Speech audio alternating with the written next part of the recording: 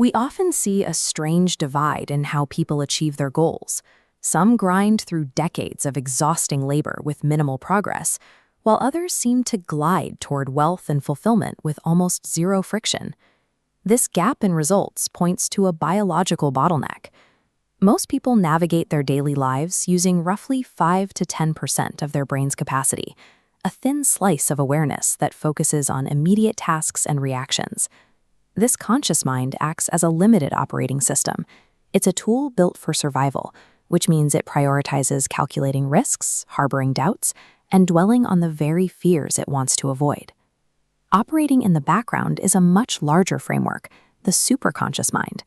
This is the reservoir of the remaining 90% of our cognitive potential. Staying trapped within that 5% of conscious frustration keeps your thoughts from ever reaching the center where they convert into actual energy. To change your external reality, you have to engage the dormant architecture of the superconscious. Engaging that power requires navigating a psychological paradox. The act of wanting something often keeps it away. Constant wishing for a better life reinforces the fact that your current life is insufficient.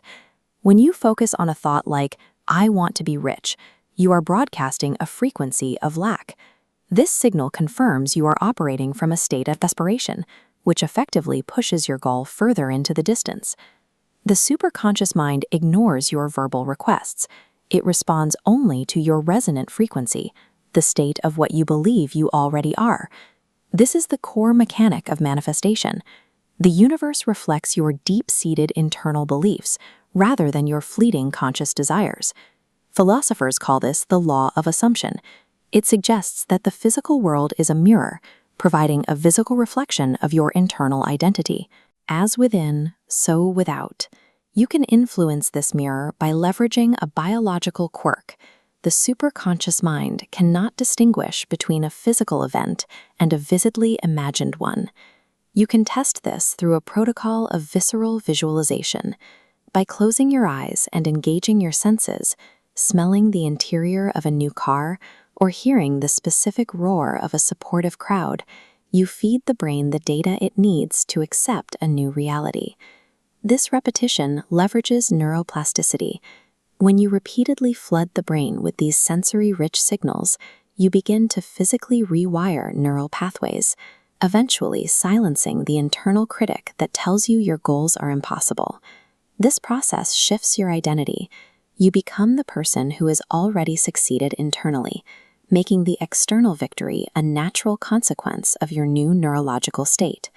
When Jim Carrey was broke and living in a van, he didn't just hope for a break.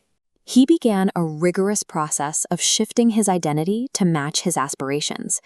He wrote himself a check for $10 million for acting services rendered and carried it every day. This acted as a constant physical anchor, forcing his mind to accept wealth as a current fact rather than a future possibility. In elite athletics, Michael Phelps utilized a similar process of mental rehearsal to dominate the pool. Before reaching these starting blocks, Phelps would sit in silence and mentally simulate every stroke and every turn. He experienced the victory with such vivid, intense sensory detail that the actual race became a mere formality. These high achievers demonstrate history is shaped by those who build an internal reality so robust that the physical world eventually conforms to it. The final step to locking in this superconscious shift is the practice of preemptive gratitude. Most people wait for a reason to be thankful, but offering thanks for a goal before it arrives is the signal that you have already accepted its completion. Think of it like a restaurant order.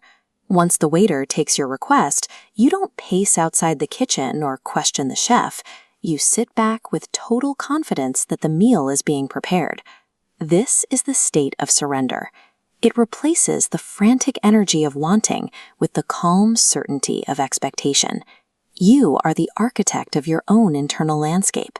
When you replace the mourning of what you lack with the gratitude of a wish fulfilled, the superconscious mind begins to align your world with your thoughts.